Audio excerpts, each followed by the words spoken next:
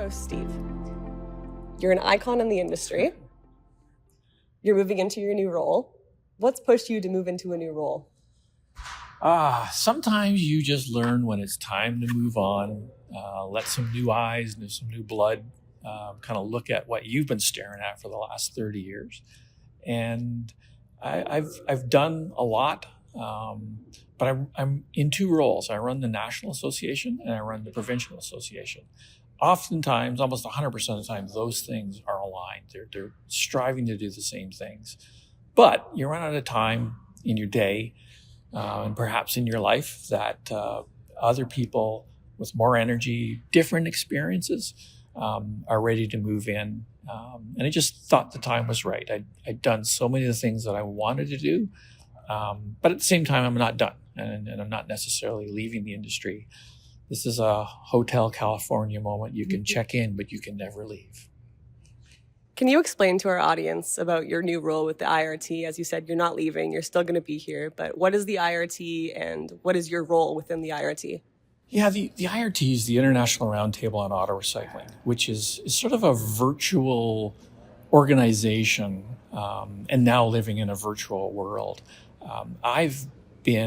Originally the concept was bringing together the major associations because we found that there was a lot of overlap in terms of what we were all striving for. Japan, Australia, Europe, the UK, Canada. Auto recycling, the car is the same, the challenges are the same, we just operate in different environments. So we've had about 13 physical events where we move around the world and bring people together to kind of learn about that local country and then again share information on those common issues of recognition and technology and whatnot. The pandemic kind of took us off that path of physically meeting. So like many people, we pivoted to virtual. And because the IRT is a virtual organization, there is no real structure to it other than our history. And I'm that kind of linking piece. I'm the person who is there at the start of it all. And that's why I want to continue on with it. So it's now more on the webinar side of things. We're trying to run about 4 to 5 virtual webinars on topics that are of interest to the industry. Sometimes it's about a country or a region. Sometimes it's about a topic.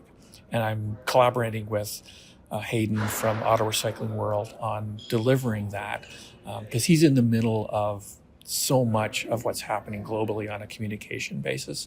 And now we're kind of running that through a website and these virtual webinars. And I'm a self-appointed administrator of the IRT.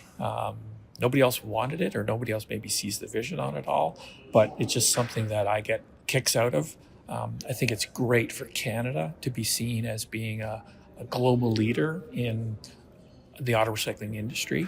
And then we learn so much from other countries to kind of bring back to Canada and make sure that the people that we interact with understand that this is a really progressive group.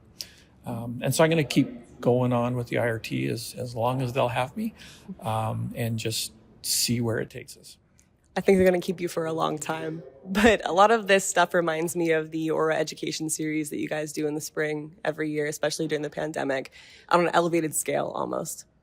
Yeah, and that's where Hayden and I kind of sit down and just, what are the common issues that we need answers on? And the first one that they did on a virtual basis was electric vehicles. What are the implications? And that really put us on the map because we had about 20 countries, about 150 people registering for it. And it gave us a solid kind of YouTube presence so that people could refer back to that. From some of the questions that came out of that and just some of the survey work that we did, we need to understand plastics. We need to understand the sustainability, the circular economy. And then we had the opportunity to bring Australia and Japan in and just to talk about their countries. So that's what we're going to do is just, listen to what people are telling us in terms of they have a gap in their understanding or they have a really good initiative that the rest of the world needs to know about. And then we're going to bounce back between that and countries. So we're talking to China about what's going on there. It's not really an association, but it certainly acts like an association, bringing groups of individuals together. And people are really interested in what's going on in China. They're driving a lot of global activity on the overall automotive sector. And we're neutral to the politics on it all. We just want to know, what are you guys doing that we can learn? And they want to look at what other countries are doing and learn. And that's the essence of the IRT, is just bringing people, countries, organizations together to talk about being a positive influence on the overall auto recycling sector. And, I don't have a title for it yet, but I'm going to have to come up with something that's pretty snappy that, Lord God, global auto recycling is what Hayden calls me. But I think that's pretty good. Okay, we'll run with that. That's a long moniker, but I'm just glad to be involved. And it's exciting. And that's what I want to do as I pivot away from what I call day-to-day operations in ARC and OARA, is working on those bigger picture issues that a rank and file auto recycler, can't work on because they're very worried about next week or next month. I want to work on things that are next year, the next decade, and making sure that auto recyclers are on a path to participating in the global economy, the positive environmental aspects of it. So it's roughly defined as big picture issues and then a ton of collaboration, just trying to use the contacts that I've developed and bring people together so that we can, for the benefit of auto recyclers, that at the end of the day, that's to me what it's all about. Absolutely. Yeah, I think that's a great answer. And to draw it back a little bit, how did the IRT come to form and how long have you been involved with it? What was the goal mission of creating the IRT? I wish I had a strategy and a goal mission. We literally went to George Eliades from ARA, and I ended up in Europe at an AGERA meeting, the European Group of Auto Recycling Associations. They just invited us because I happened to be over in the UK. And we sat around the table and we heard from Sweden and Denmark and Poland, and we were all like, wow, we have the same issues. We're tackling that now, or we did that 10 years ago, and they were fascinated by that. So we kind of called that the first IRT, but we did that 5 years later because we had another meeting. Hey, ARA, we all went to Phoenix, did the same kind of thing. And then we ended up going to Japan. And so I think they were almost into 20 years of doing this, but it was more of a backwards thing. It's just this is great. This is awesome. It's my marketing background. We should have some branding behind it all. So we came up with the IRT, back labeled IRT1 was in Brussels, IRT2 was in Phoenix, and then IRT3 was in Japan. And the Japanese just blew it up big time, 300 people in an amphitheater, national media. And I remember being there, and we were on the front of this really big forum, and they had a presentation from the UN talking about how the Japanese government was helping the UN to develop third world countries. And they came to us and said, so how do you think auto recyclers can help the UN in its mission to improve the third world and into becoming a modern economy? And everybody kind of looked at one another, and I got a mouth, so I just said, well, here's my opinion on it all. And the next question was that it was a really high level question, and they were just all kind of turned to me and said, Steve? And I went, okay, I'll jump in. And that's, I don't know, that's the leadership that I took, was just sort of, okay, I'll fill a vacuum, and I'm more than willing to talk. And if someone's willing to listen, I'll do it. And that's strategically, it just sort of evolved. And I found great benefit in it, and just sort of kind of kept, hey, we should do another one. And Australia would want to do one, and they'd be like, well, how do we do it? Well, here's what we've done in the past. It was more the history of what I had that I could guide them on. Okay, we've done this. This is how we do it. And now it's to the point where, oh, Mr. Fletcher, we would like to have an IRT. What's the process? And I'm like, I don't know. What's, what do you bring to the table? Does it make sense for the rest of the world to be able to get there and learn? Again, I don't know whether we're going to be going back into physical events, but that's one of the positive things of COVID. It allows people to kind of network on a global basis in real time, see each other. And that's why we're kind of going down the virtual path of collaboration. Absolutely. And as much as you are a kind of a go with the flow kind of guy, as you mentioned, you always have an answer ready to go.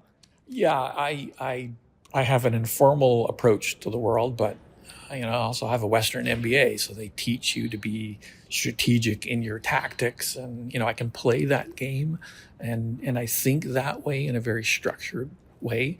But this is an industry, my Ontario members and my national members, they're just hands-on, honest people, making payroll, doing good things for their community, and so they don't tend to talk in terms of strategy and tactics and a lot of those things. They think them and they do them.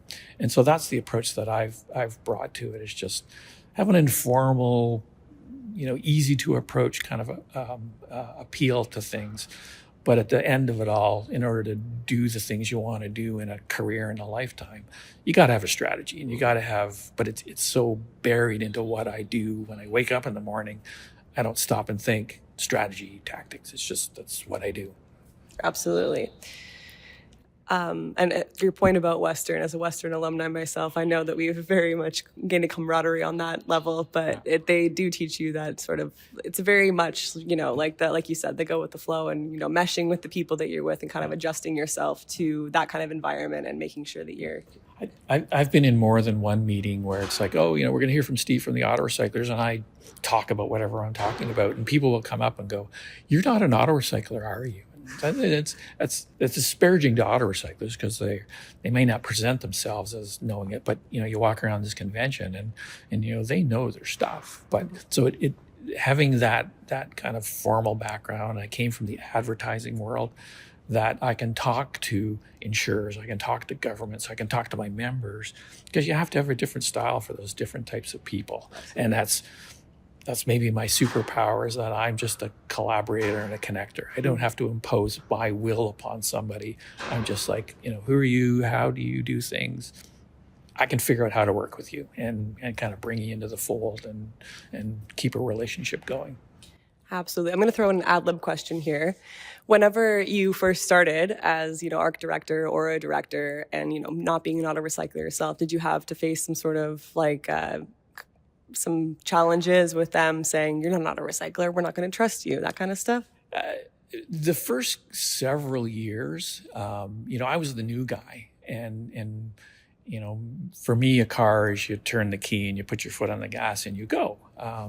But their incredible knowledge of cars and parts and what fits what, and they would always start meetings with a vehicle story about, this car was hit so hard, the engine, and they would, and you just, if you want to learn it, they are more than willing to kind of immerse you in all of that.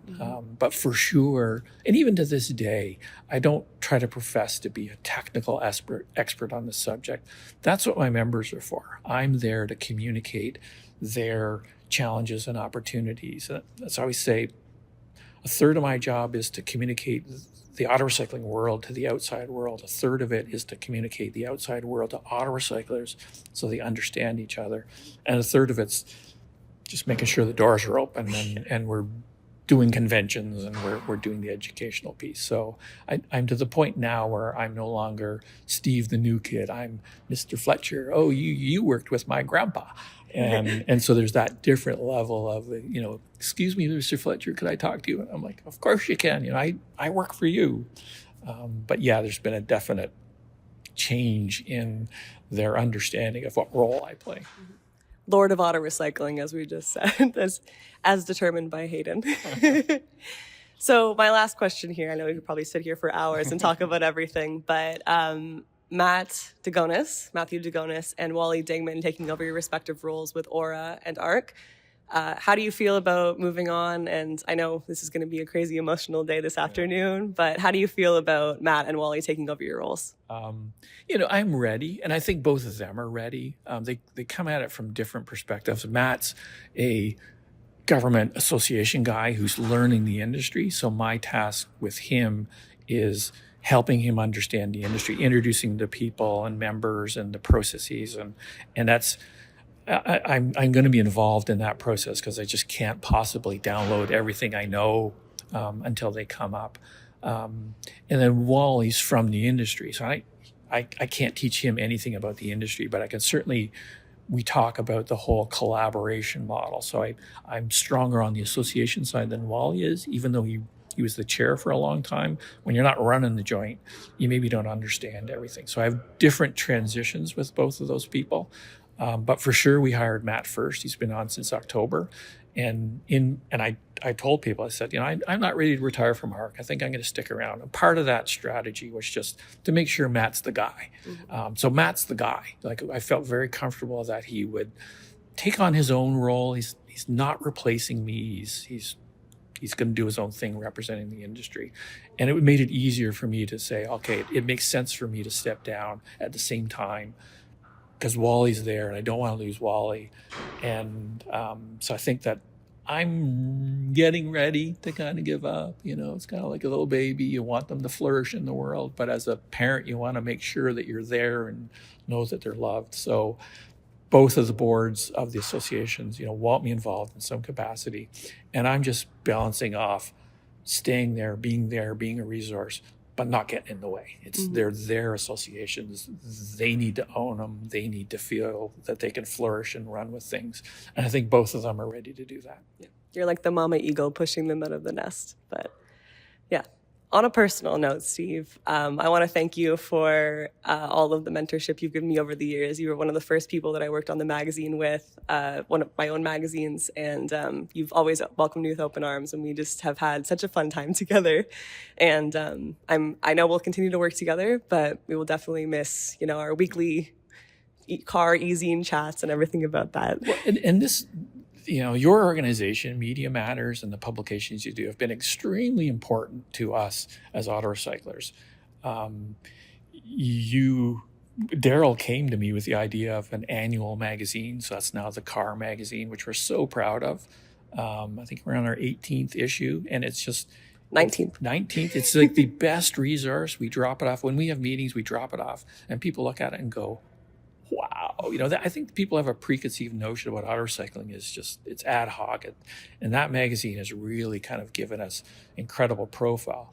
And then the e-zine just allows us to do quality information on a regular basis. And so much of my social media feed is built off of the information you provide and you put into a good journalistic format that we can broadcast things out. And it's really helped us on a global basis to just have a brand, have an awareness. So the organization you work for has been important to us. And I know Matt and Wally understand that and want to keep it going. So absolutely. Thank you. Yeah. Thank you so much, Steve. We'll miss you. Right. Congrats on everything, and we'll see you soon.